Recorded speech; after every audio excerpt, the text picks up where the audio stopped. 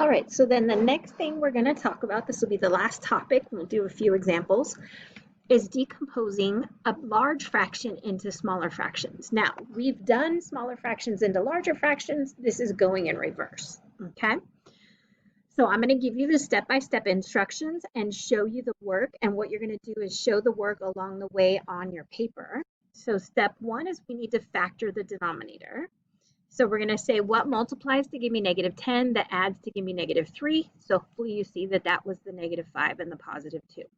Okay, so then what we're going to do is then split it so that I have an a over one of those factors and a b over the other factor. So I've got a over x minus 5 and b over x plus 2.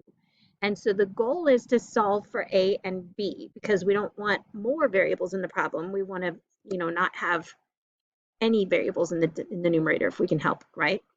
So we want to solve for a and b. So we're going to use the LCD just like we did in the previous problem. So if you notice, the LCD here is always going to be this original denominator, the x minus 5 times the x plus 2. So if I multiply through by that, the 6x minus 2 would be alone. The a would be with the x plus 2 because the x minus 5's cancel, and the b would be with x minus 5 because the x plus 2's cancels. We would end up here. Okay, now this is where I differ from the book. The book does some crazy stuff that doesn't make sense to me mathematically, so we're going to do it a little bit more mathematically. So we're going to distribute the a and the b, and then we're going to group things that are common. So for example, if I have 6x on the left side, then that ax plus bx better be 6x, otherwise it's not going to be equal. Just like I have negative 2 on the left-hand side, so the 2a plus the negative 5b better give me negative 2, or else it's not going to be equal. Those are the only ways that that can happen. So we're going to set the x parts equal to each other and the constant parts equal to each other. So notice this is saying ax plus bx has to give me the 6x part, and the 2a and the negative 5b has to give me the negative 2 parts. So if I divide out the x's here, I end up with a plus b is equal to 6. So now I'm just going back to 2.1, and I'm solving for a and b. So I can multiply this equation by 5, and I get 5a plus 5b is equal to 30. And then when I add those two equations together, the 5b's are going to cancel because one's the opposite of the other. And 2a plus 5a gives me 7a. And negative 2 plus 30 gives me 28. So that gives me an a value of 4. Hopefully you can see that. Okay.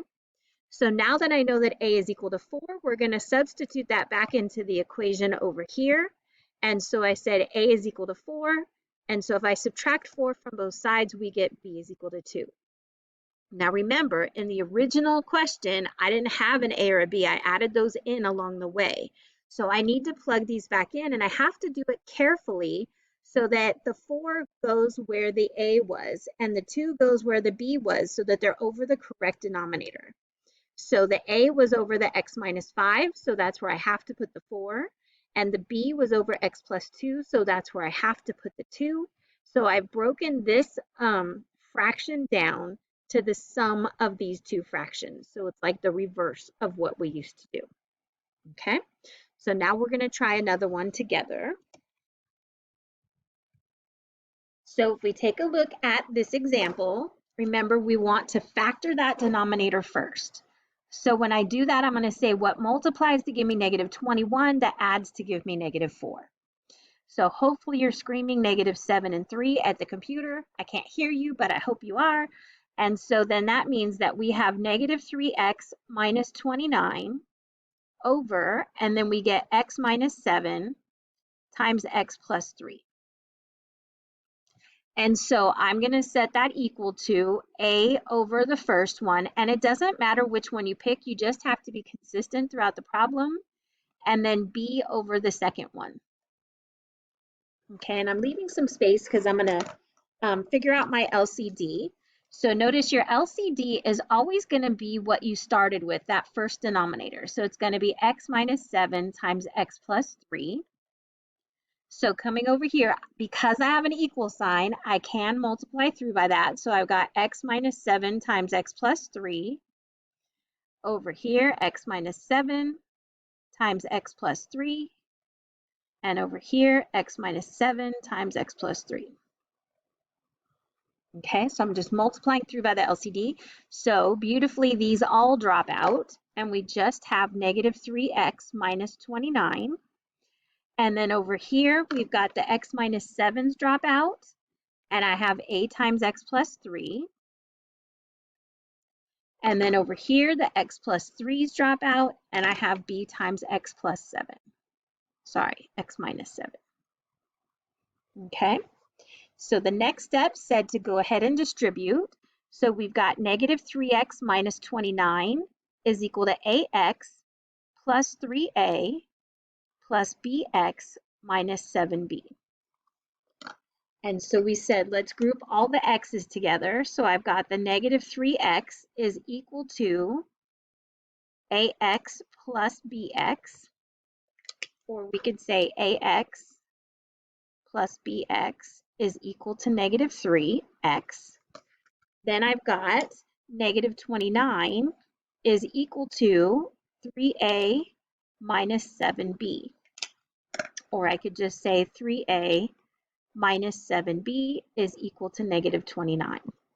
And so if I can divide out this x, because really I'm solving for a and b at this point, I've got a plus b is equal to negative 3.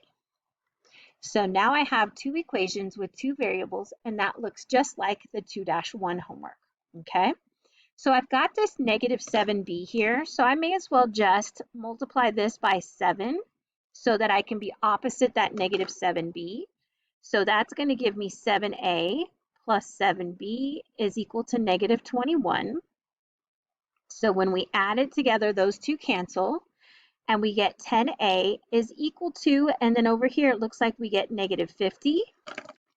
So if we divide both sides by 10, we get a is equal to negative 5.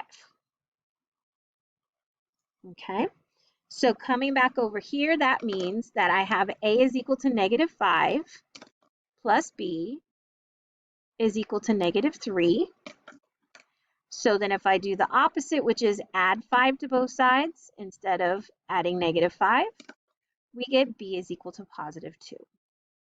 Okay, so now I have to be careful and make sure I put the correct letter over the correct denominator. So a was negative 5, and that's this first one. So we can say negative 5 over x minus 7 plus, and then we have 2 over x plus 5.